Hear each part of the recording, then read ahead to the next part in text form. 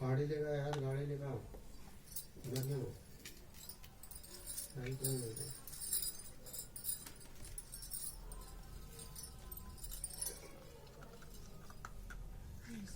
इसकी गाड़ी आती है।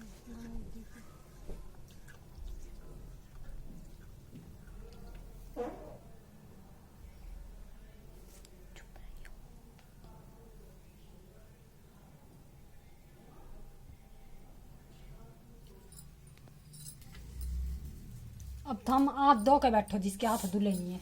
मेरा हाथ धुले हैं। ले।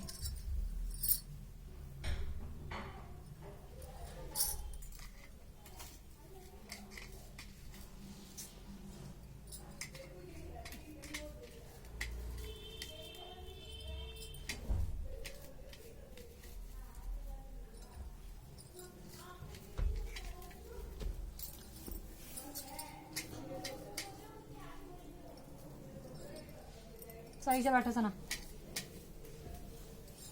इधर आ जा।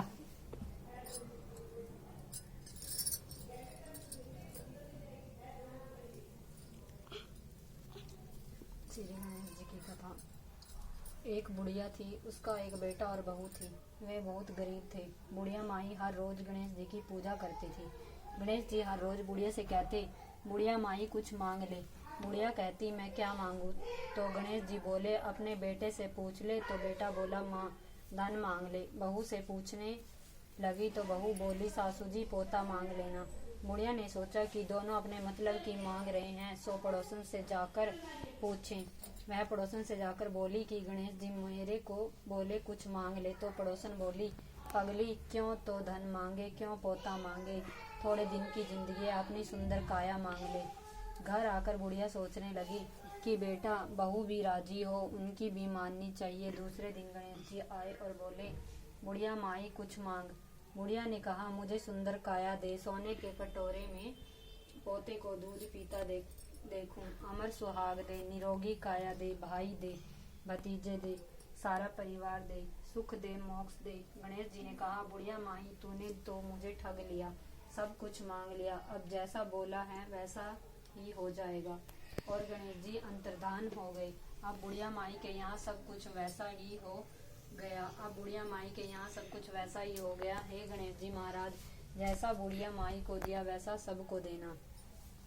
जय गणेश जी महाराज। जय गणेश जी महाराज। मैं कैसे डालूं? मेरे हाथ डाल दो उठा के।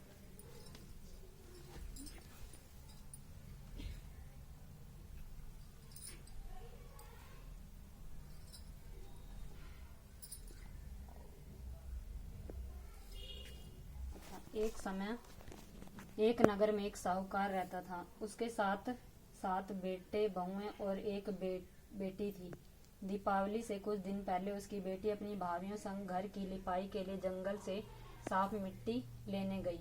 जंगल में मिट्टी निकालते वक्त खुरपी से एक स्याहू का बच्चा मर गया। इस घटना से दुखी होकर स्याहू की माता ने साहूकार की बेटी को कभी भी मां न बनने का साप दे दिया। उस सांप के प्रभाव से साहूकार की बेटी का कोख बंद गया। इस सांप से साहूकार की बेटी दुखी हो गई और उसने अपनी भाभियों से कहा कि उनमें से कोई भी एक भाभी अपनी कोख बांध ले। नंद की बात सुनकर सबसे छोटी भाभी तैयार हो गई। उस सांप के दुष्प्रभाव से उसकी संतान केवल 7 दिन ही जिंदा रहती थी। जब भी वह कोई बच्चे को जन्म देती, वह 7 दिन में ही मृत्यु को प्राप्त हो जाता था। वह परेशान होकर एक पंडित से मिली और उपाय पूछा। जब पंडित ने उन्हें सलाह दी कि सुरही गाय की सेवा करें। पंडित की सलाह मानकर उसने सुरही गाय की सेवा करनी शुरू की। उसकी सेवा से प्रसन्न गाय उसे एक दिन स्याहू की माता के पास ले जाती है। रास्ते में गरुड़ पक्षी के बच्चे को सांप मारने वाली होता है, लेकिन साहूकार की छोटी बहू सांप को मारकर गरुड़ पक्षी के बच्चे को जीवन दान देती है। तब तक उस गरुड़ पक्षी की माँ आ जाती है। वह पूरी घटना सुनने के बाद उससे प्रभावित होती है और उसे स्याहू की माता के पास ले जाती है। स्याहू की माता जब साहूकार की छोटी बहू की परोपकार और सेवा भाव की बातें सुनती है तो प्रसन्न होती है। फिर उसे 7 संतान की माता होने का आशीर्वाद देती है। आशीर्वाद के प्रभाव से साहूकार की छोटी बहू को 7 बेटे होते हैं, जिससे उसकी 7 बहुएं होती हैं। उसका परिवार बड़ा और भरपूर होता है, वह सुखी जीवन व्यतीत करती है। जय साऊ माता। यादी सी कथा। मेरे हाथ में से डाल दो मम्मी।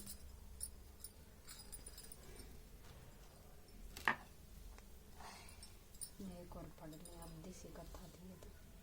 अहोई अष्टमी का व्रत कार्तिक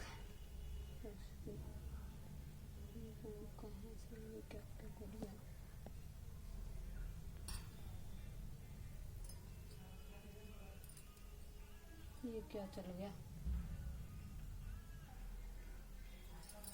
उसकी पत्नी का नाम चंद्रिका था, जो बहुत गुणवती, सुंदर तथा चरित्रवान थी। उसके कई संतानें हुई, मगर सभी की छोटी आयु में ही मृत्यु हो जाती थी। संतानों के इस तरह मरते रहने के कारण पति पत्नी बहुत दुखी थे तथा उन्हें चिंता थी कि उनकी मृत्यु के पश्चात उनका वंश कौन चलाएगा। एक दिन दोनों ने सोचा कि हम सब कुछ त्याग कर जंगलों में निवास करें, और यह सोचकर वे सब कुछ छोड़कर जंगल की ओर चल पड़े। चलते चलते पति पत्नी बद्रिका आश्रम के पास शीतल कुंड के समीप पहुंचे और वहां जाकर प्राण त्यागने का मन बना लिया और अन्न जल त्याग कर बैठ गए। इसी तरह बैठे कई दिन बीत गए तो 7वें दिन आकाशवाणी हुई कि तुम अपने प्राण मत त्यागो, यह दुख तुम्हें पिछले जन्म के पाप कर्मों से मिला है। यह सेठ, अब तू अपनी पत्नी से आने वाले कार्तिक मास के शुक्ल पक्ष की 8वीं तिथि को व्रत करवाना, जिसके प्रभाव से अहोई देवी प्रकट होंगी। तुम उनसे अपने पुत्रों की दीर्घ आयु मांगना। व्रत के दिन तुम राधा कुंड में स्नान करना। कार्तिक मास की शुक्ल पक्ष की 8वीं तिथि पर चंद्रिका ने बड़ी श्रद्धा से अहोई देवी का व्रत रखा और रात को सेठ ने राधा कुंड में स्नान किया। जब सेठ स्नान करके वापस आ रहा था तो रास्ते में अहोई देवी ने दर्शन दिया और बोली, मैं तुम पर बहुत प्रसन्न हूँ, तुम मुझसे कोई भी वर मांगो। अहोई देवी के दर्शन करके सेठ अत्यंत प्रसन्न हुआ और उसने कहा कि माँ, मेरे बच्चे छोटी आयु में ही स्वर्ग सिधार जाते हैं, इसलिए उनकी दीर्घायु का वर दे। अहोई देवी ने कहा कि ऐसा ही होगा और अंतर्धान हो गई। कुछ समय पश्चात सेठ के यहाँ पुत्र पैदा हुआ और बड़ा होकर विद्वान, शक्तिशाली और प्रतापी हुआ। इस महिमा के कारण अहोई माता के व्रत का प्रभाव बना। उस दिन कार्तिक कृष्ण पक्ष की 8वीं तिथि थी, इसलिए सभी माताएं इस दिन व्रत रखती हैं तथा विधि अनुसार पूजा आराधना करते हुए अपने बच्चों की दीर्घायु की कामना करती हैं। जय अहोई माता। मेरे हाथ में से डाल दो मम्मी।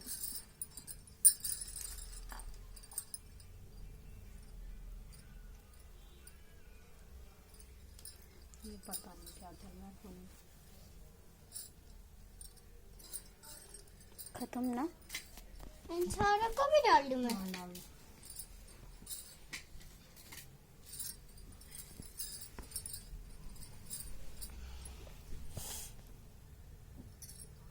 मम्मी, इन चावल को बांधना पड़ता है?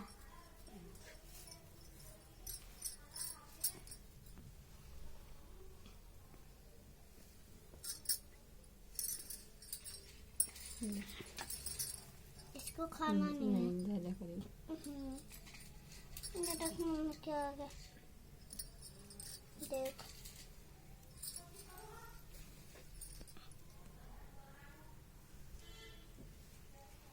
पूजा करना, आंखें बंद कर।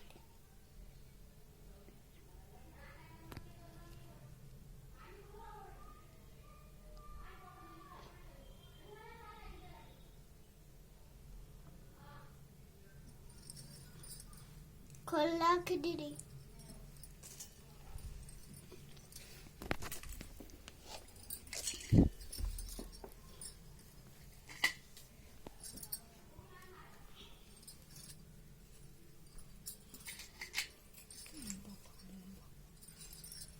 मम्मी, इनको खाना है ना? 5-5 रुपए ले लेंगे। ठीक है पापा।